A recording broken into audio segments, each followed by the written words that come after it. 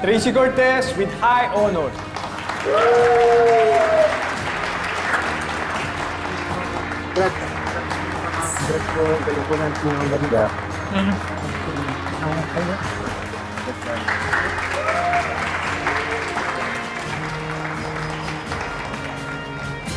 Nika Gonzalez with the highest honor. Ma, sorry po. With honors lang po ako. Kasi nag-aral ng mabuti. Dapat with highest honor ka eh. Salamat po. Thank you. Salamat po. Salamat po. Yes, Mami. Thank you po. Galing-galing mo naman, anak. Highest honor sa klase. Thank you po. Manang-mana ka talaga sa akin. Alam mo, siguro kung di namatay si nanay noon, malamang highest honor din ako nung high school ako. Ay nako, yung iba dyan, ang lakas kasi magpasipsip sa mga teachers, kaya nabibigyan ng magandang grades. Yung mga itsura naman, mukhang mga dugyot. Mga hampas lupa.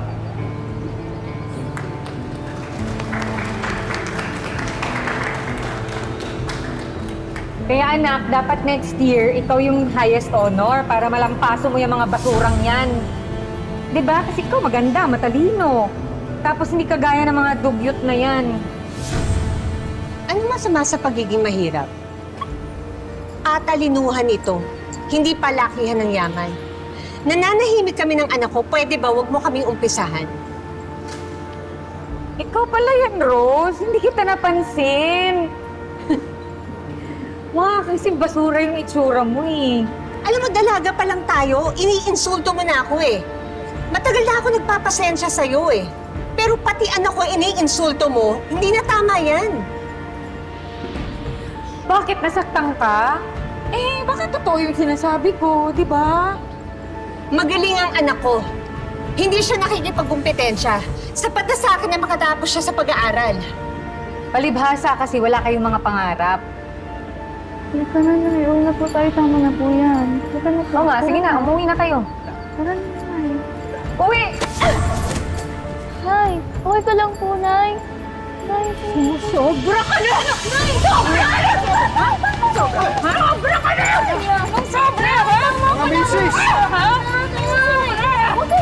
Mga misis, uminahan ho kayo! Naku, tama na ho yan! Huwag po kayong magsakitan! Ano po? At maging mas ehemplo pa tayo ng mga anak natin. Uminahon po kayo. Umupo na po kayo dun. Tama na po, tama na. Umalis ka na dito! Sige na ho. Walang kwenta.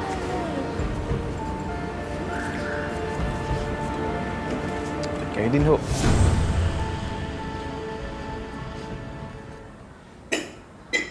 Walang modo talaga yung buisit na Rose na yan.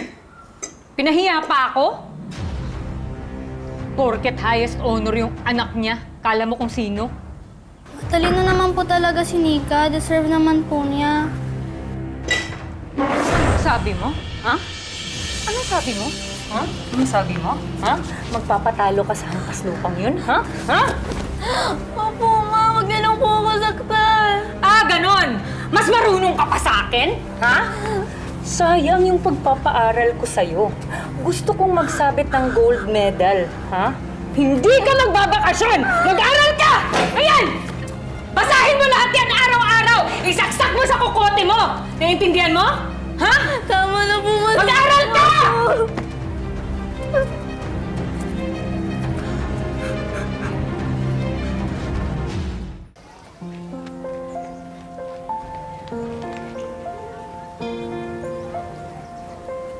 Wow, pakinig ka naman, Tracy. Lahat bagong gamit, mula hair clip hanggang school bag. Pati sapatos ka mo. Siyempre, new school year, kaya dapat bago. Amoy nito. Oh, di ba? Amoy bago. Sana all. Para mas lalo kong ma-inspire na maging highest honor. Matatalo ko si Nika. Makikita niya. Teka, bakit ka may pasa? Inaano ka na naman ba ng nanay mo? Wala to, dumi lang to. Huwag na kayong pakilimera. Mabuti pa, magpunta na tayo sa orientation.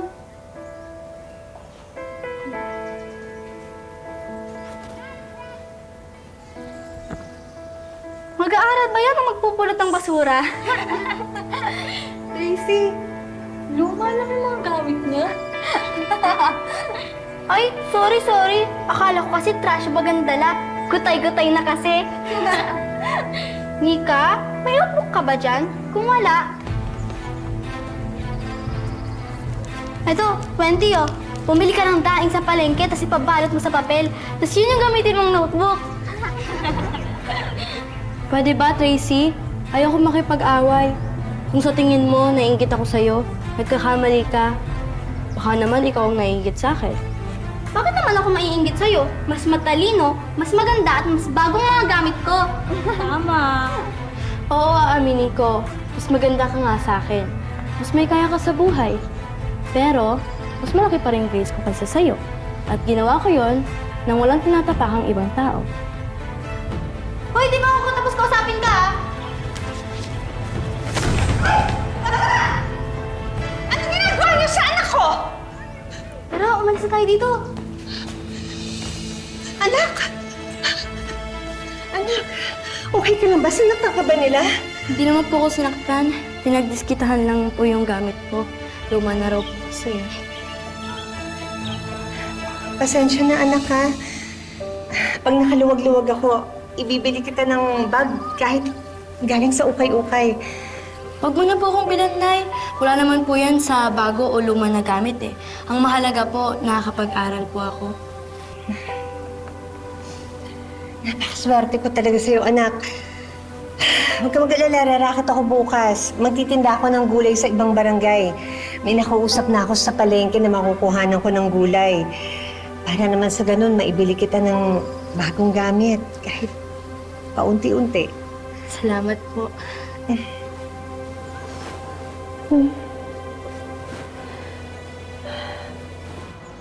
Sige, kuha ka na dyan. Pili ka na.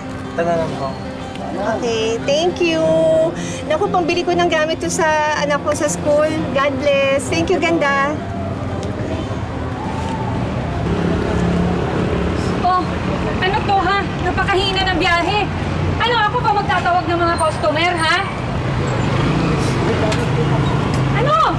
Magtawag kayo ng mga pasahero! Angat nyo! Ano? Magtawag ka na! Ay! Sumakay na kayo dito! Ay, ilan? Ah, 20 lang. Mato! Ito, dito ka sumakay. Bilis! Bago luto yan. Tawag na kayo!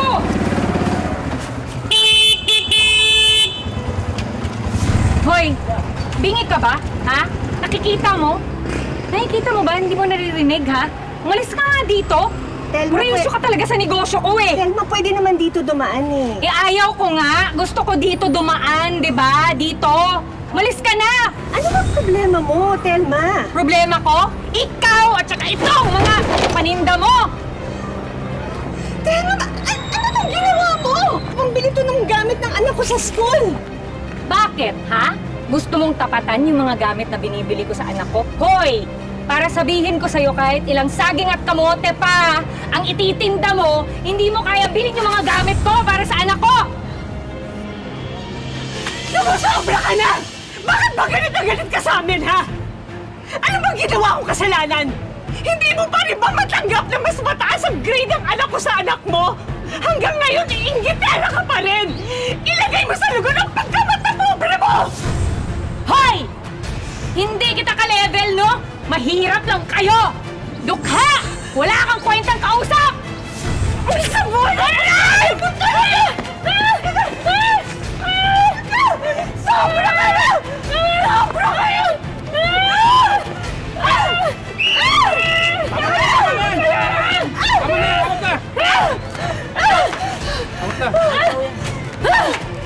Umalis ka na dito! Buti ba, Telma? Umalis ka na.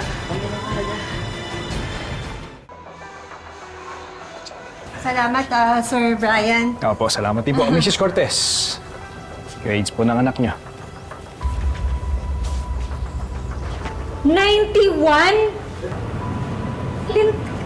Anong klaseng average to? Nung nag-aaral ako, yung average ko hindi bababa sa 93?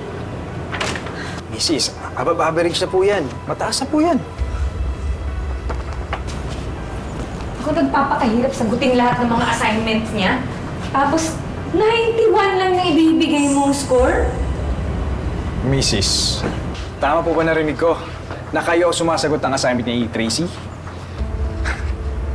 Mrs., mali po yun. Tayo ang tumututok at nagtuturo, hindi po tayo ang sumasagot.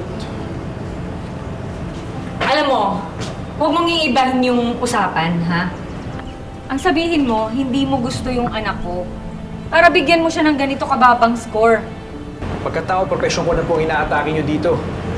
Daan-daan po kayo sa mapanirang puri, hindi po maganda yan. Ay, kulang pa yan. Gusto mo sampalin kita. Napakawalang iya mo talaga, Telma. Respetuhin mo naman si Sir Brian. Teacher yan ng anak mo. Bakit ka ba nangingialam, ha? Ba't di ka na magbenta ng barbecue dun, ha? Para may palamon ka sa anak mo. Mali ang ginagawa mo sa anak mo. Baka bandang huli magsisi ka, may gawing mali yan si Tracy dahil hindi na niya alam kung ano ang tama at mali. Ang dami mong alam, no? Perfect ka. Plastikera. Bakit naman kaya binibigyan ng mataas na grade yung anak mo dahil nilalandi mo tong si teacher? Bitang ho, wala Ah. pong ganyan. Magdahan-dahan ka sa pananalita mo! Malay ko nga na malandi ka! Pinatulang ka naman itong si teacher! Ang kapalo talaga! Teka lang ho! Saglit lang ho! Tama na ho, huminahon ho kayo. Dapat tinuturuan ng tamang asal yan eh! Mrs. Cortez, umuwi na ho kayo. Kayo din ho. Sige na ho.